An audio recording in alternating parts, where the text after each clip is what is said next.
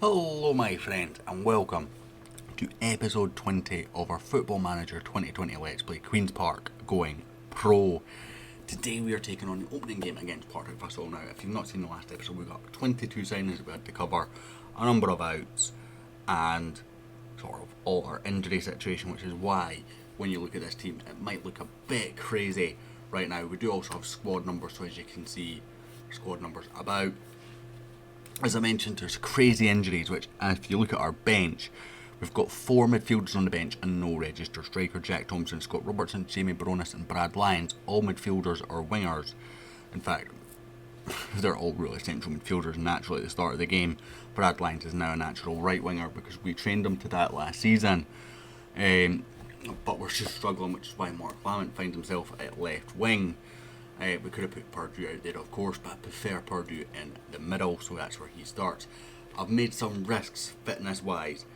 Hegarty, Finlayson, Lamont all failed fitness tests and have been thrown in at the deep end for this game. I'm a bit nervous about it, let's be honest with that, because it's not going to be easy. We've got our team of Hegarty in goal, Ollie, Finlayson, Martin and Livingston in defence. Sebald and Thompson take off the midfield.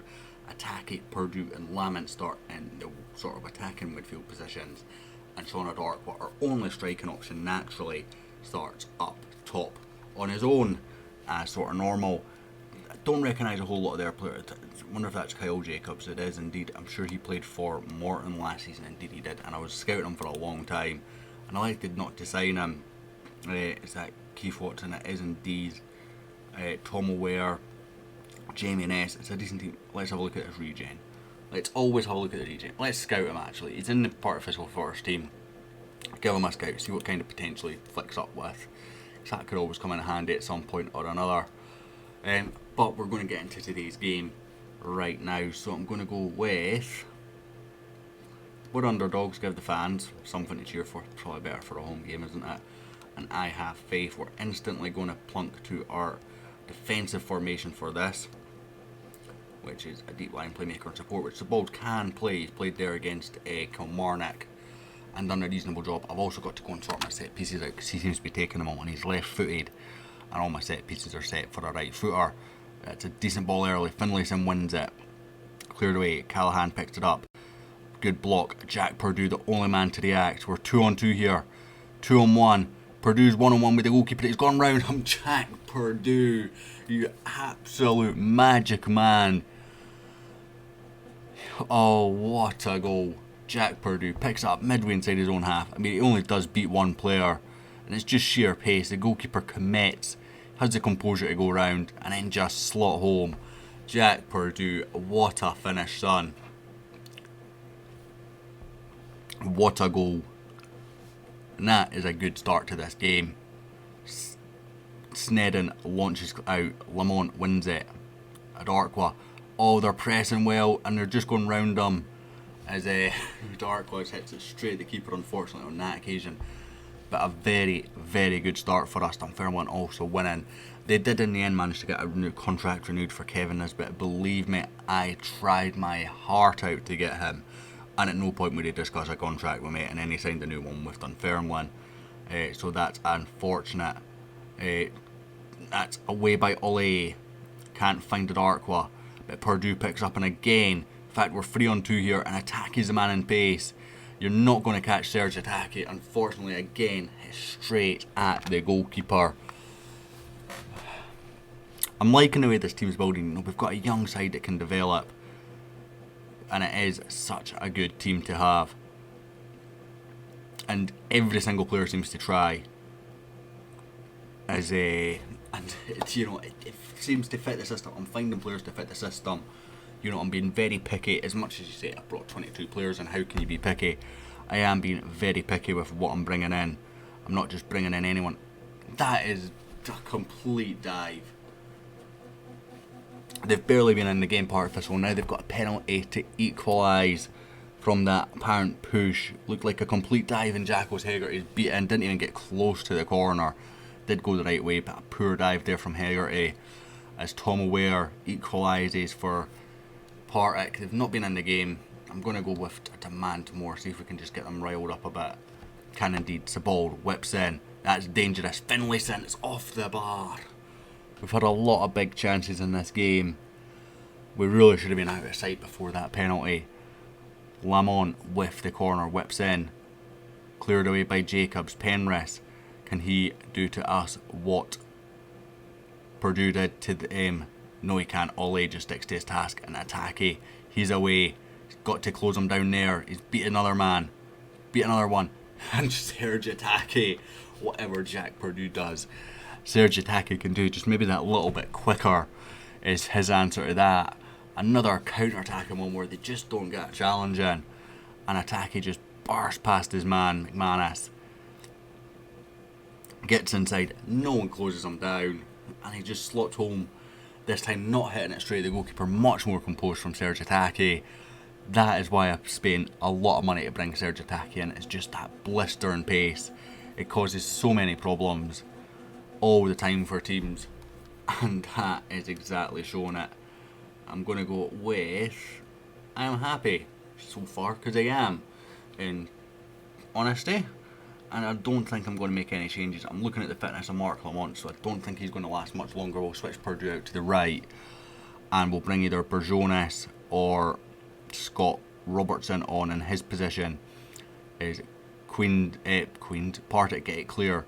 Machado, Keith Watson, decent pressure. Ollie, good header back to the goalkeeper. Hegarty makes that look a bit more than what it needed to do there. How is Jacques Hegarty going to do for us? He is not the fittest right now. It's a long throw out. Finds Jack Purdue though. But Purdue sluggish there. Callahan plays it out to Machado. No E in there.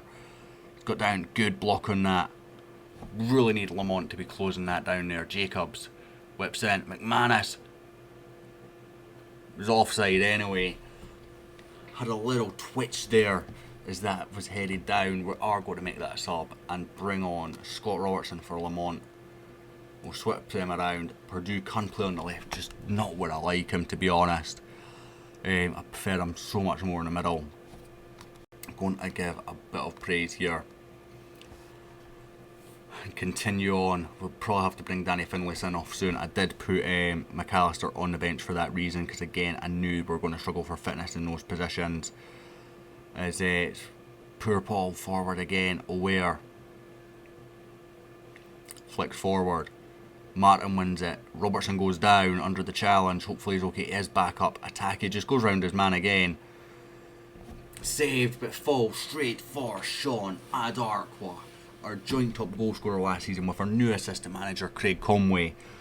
Now I did mean to go through all our staff, but I'm going to cover that on the FMC channel because I want to discuss staff members on there.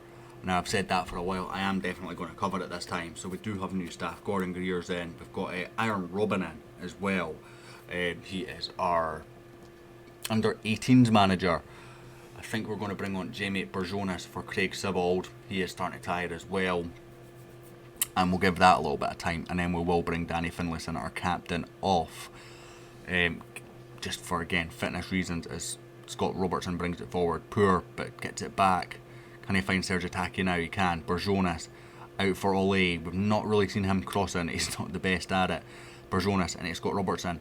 Really nicely worked. Jack Purdue. Oh, cool as you like finish from Jack Purdue. It is 4-1.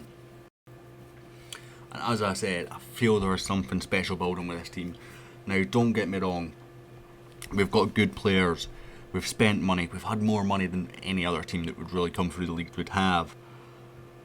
But you've still got to get the signings right. You still have to attract the players, and we're not doing that. And I am being very restrictive in the wage budget. You know, I'm saying there we're at 23,000. I don't want to be at 23,000. I don't think that's sustainable long term. You know, if we don't go up this season, we'll probably have to cut back on our wages next season, which then affects our chances to go up the following season, and so on until eventually we sort of stagnate and have to really reduce back on the wages. But a 4-1 victory to start off the league season has us clear top of the league, because I don't think anyone else won. And that is outstanding. I'm going to go and show you the league's situation for wage budget now that I can, because I couldn't show you that until the game was played. As you see, salary per annum, we're at 999,000, so that's about a 300,000 increase per year than last season. We're 4th in the league. We are the highest spenders, of course. As I said, Hamilton having a couple of big sales as they've came down. Dunfermline having a couple of sales. Dundee, everyone apart from Queen of the South has actually gained money through transfers. Average attendance, obviously, we were away, so that's irrelevant. But as you see, Dundee and Inverness got wins as well. But outstanding performance from us. 4-1 victory to get the league kicked off. Kane Hemmings back at Dundee. How long has he been back? Oh, he's back at the start of the game. I am going to scout him because you know what? He is a prolific goal scorer. I would nab that in a second if there's an opportunity. That was also my 100th game in charge of Queen's Park, which I think quite a remarkable. I thought we'd have more than that by now, but that was match number 100, or at least it may have been 101 actually. I do remember it coming up saying it was going to be 100 at some point.